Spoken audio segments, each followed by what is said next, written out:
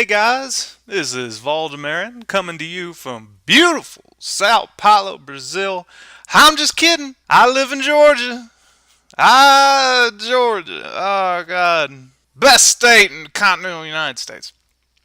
Anyway, it's been an exciting time for video games recently. This weekend, we got a chance to play Ubisoft's beta for The Division. Highly touted game. People really excited about it. Maybe the next Destiny. I don't know. We'll just have to see what happens. I can't make no prediction. Should you play it? The Division. This is all opinion now. This is based solely on a beta. This is not based on the final product, whatever it may be when it comes out. Hopefully it'll be better than the beta, but I guess we'll have to see.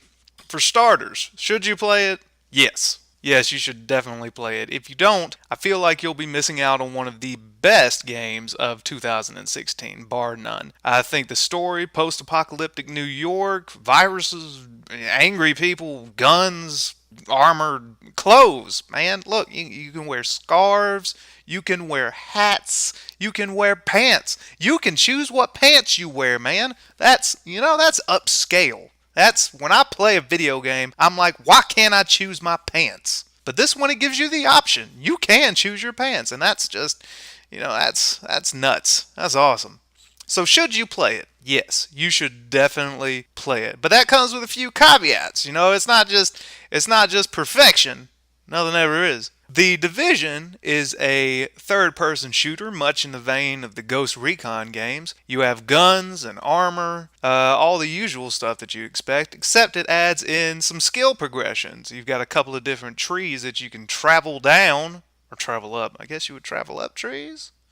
Either way, there's a couple of different things you can go with. You can go with the medic, you can go with the assault class. You've got a couple of choices that you can gradually level up by leveling up your main headquarters, which is a post office. Of course it is. Post-apocalyptic New York, of course it's a post office. That's pretty cool. That's pretty cool. It's based off something different. Your skill progression and your mods to your abilities come from upgrading your headquarters. I think that's pretty neat. I think that's a neat way of doing things. The big difference with the Division over everything else is specifically with their PvP. PvE is, as you'd expect, you travel through the storyline, complete a couple of missions, gain ranks, things like that. But the PvP is split off completely different. The Dark Zone, as they like to call it, the Dark Zone, has some of the most exciting, gut-wrenching multiplayer I've played in a long time. There's no timers, there's no winners and losers. It's you versus everyone. It's you versus the environment. It's PvE and it's PvP at the same time because you've got NPCs who want to kill you with guns,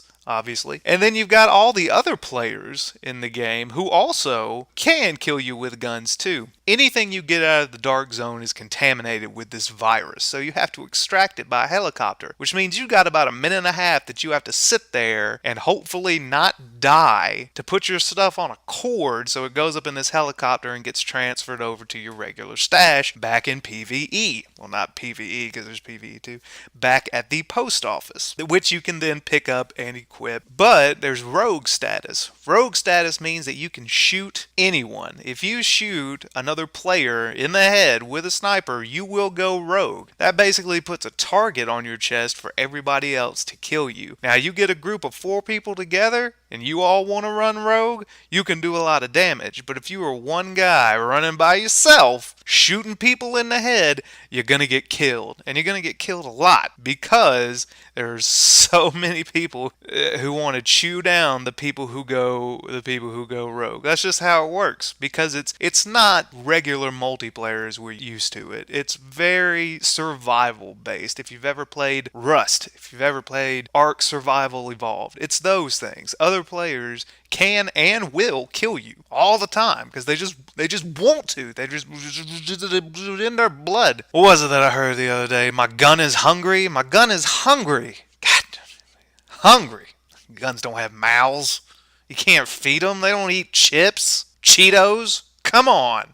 can't get sweaty, but the player can. The player's hungry to kill you, and they're going to. They're going to because they have the option. It is a survival-based multiplayer. It is something completely different than what we're typically used to on the Xbox. Now, if you're into games like Ark, Rust, then you know what this is about. You know how this is. If you're not, if you've played your fair amount of Call of Duty or Destiny or Far Cry or whatever other games with timer-based PvPs, this is totally different and nothing like you've ever experienced, which makes it extremely cool and extremely fun. The issue is they have, like a month and a couple of days to finish this game before it goes out, which based on the beta, they got some work ahead of them, because that thing, whew, God almighty, they were invisible people. They were invisible people with manhunts, just killing people left and right, and they were impervious to damage. Nobody could see them. The NPCs could see them, but they could do no damage to them. So hopefully all of these kinks will get ironed out. Hopefully all of these kinks will get ironed out before that game goes to ship. But that's the crux of should you play it. That might not be your cup of tea. It might be the type of multiplayer that's just not your bag. You can still do the PvE. The PvE is always open and a lot of fun. However, most people play games for PvP. Come on.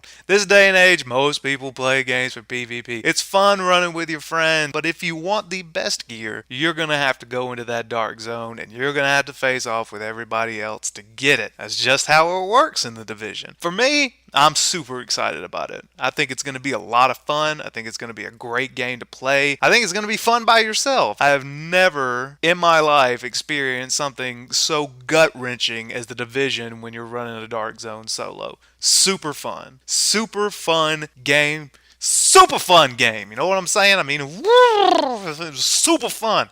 I had a great time. I logged more than 24 hours in a beta. It was like 4 days. And I logged 24 during that time period. Unbelievable. Good stuff, man. So should you play it? Yes. Yes. Undoubtedly, yes. I had a great time. You'll have a great time. Maybe. Give it a try, at least. If you're kind of on the fence about it, at least give it a try. Borrow it from a friend. Rent it. Get it used. I don't care, but give it a try. If you don't, you're going to be missing out on a really fantastic experience, and definitely one of the neatest experiences that has been offered on the Xbox so far. So, you know what? I'm going to stick with it. I'm going to give a big resounding yes. You should play The Division. This is Valdemarin. Appreciate you guys listening, coming by, having fun, sitting down, having a beer, drinking some coffee, some water, whatever you're drinking right now. Maybe an energy drink, maybe a Monster, maybe a Rockstar, maybe a Red Bull. I don't know. I don't know you. I don't know what you drink. Could be anything. Drink whatever you want to. Hope you guys had a great time. I sure did. If you like what you see, you want to join up with a group of dads who think like you, act like you, play video games like you, head to www.fofgaming.com. You're going to find some great people, and be prepared to always have a team to run with, because, dude, some of those guys are always playing some video games. I've been there. They love playing some video games, so I hope you're up for that. Appreciate you listening, and I will see you next time.